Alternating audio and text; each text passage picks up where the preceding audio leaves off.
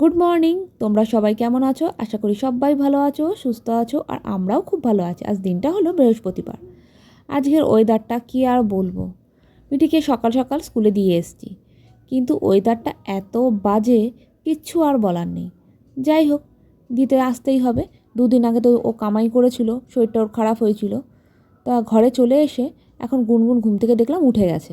ও উঠে রেডি হচ্ছে, আর এই দেখো আমিও এই সুযোগে খাটটা তাড়াতাড়ি করে গুছিয়ে নিলাম। আর গুনগুনকে বললাম, তুই কিন্তু কলেজ যখন যাচ্ছিস তখন ছাতা নিয়ে বেরাবি। পুরো দেখেই বোঝা যাচ্ছে যে বৃষ্টিটা আসছে। বলতে বলতে ও বেরানোর আগেই টিপটপ দেখছি বৃষ্টি পড়তে শুরু করে দিয়েছে।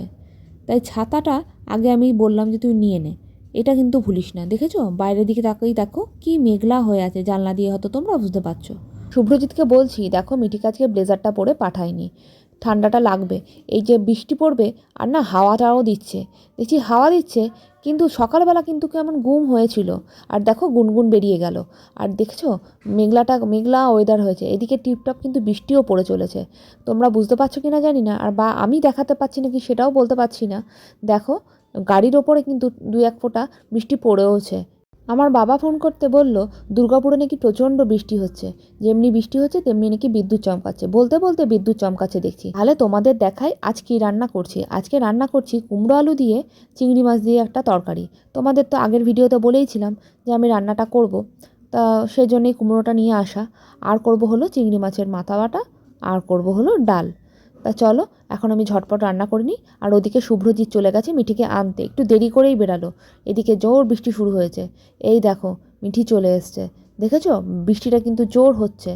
মানে কি বলবো, একটু শুভ্রজিৎ মানে ওয়েট করে করে তারপরে গেল, কেননা বললো একটু বৃষ্টিটা কমুক, নয়তো পুরো একদম ভিজে যাব। আর মিঠির তো ঠান্ডা লেগেই আছে, ওইটাই একটা টেনশানে ছিলাম। ভালো হয়েছে চলে এসছে, দেখছি ভেজে নি, সেটাই একটা বাঁচোয়া। তো যাই হোক, কালকে আবার স্কুল আছে। আবার সেটাও ভাবছি যদি কালকে বৃষ্টি হয় তাহলে আর মেয়েটাকে পাঠাবো না, কেননা খুব ঠান্ডাই লেগেছে, এত কাশছে রাত ভোর। তা তোমাদেরকে চলো একটু দেখাই যে কী হারে বৃষ্টিটা হচ্ছে। কন্টিনিউ কিন্তু বৃষ্টি হচ্ছে। ওই যে 11টা 11:30 থেকে শুরু হয়েছে, এখনও কিন্তু বৃষ্টি হয়েই চলেছে। দেখো তোমরা বুঝতে পারছো হয়তো। গাড়িটা পুরো একদম শুভ্রজিৎ বললো আর ঢাকাঢাকি করবো না, গাড়িটা একটু ধুয়ে যাক, ভালো হবে একদিকে। নিয়ে ও গাড়িটা এখন ধুতে এখন এইভাবেই রেখে দিয়েছে। তো যাই হোক, দেখো কী সুন্দর লাগছে না, গাছগুলো পুরো একদম সবুজ হয়ে গেছে। কিন্তু কি বলবো, এই মানে ঠান্ডার মধ্যে যদি বৃষ্টি হয় তা আমাদের প্যাচ প্যাচ করে।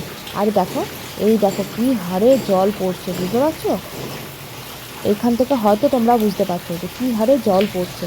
আর দেখো আমার গাছগুলো কিন্তু খুব চকচক করছে ভিজে। চারিদিকে কেমন যে কটা গাছ আছে সে কটা গাছই একদম চকচক করছে। তা যাই হোক, তাহলে চলো, আমার এদিকে রান্নাবান্নাও হয়ে গেছে, আর ওদিকে আমাদের স্নানও সব কমপ্লিট হয়ে গেছে। এই দেখো করেছি হলো চিংড়ি মাছ বাটা, আর এদিকে করেছি হলো একটুখানি আলু দিয়ে কুমড়ো দিয়ে চিংড়ি মাছ, আর করেছি হলো কালো জিরে শুকনো লঙ্কা ফোড়ন দিয়ে একটা ডাল। আর ওদের জন্য ডিমের অমলেট করে নেবো। তা যাই হোক, আর বেশি বড় আজকে ভিডিওটা করছি না।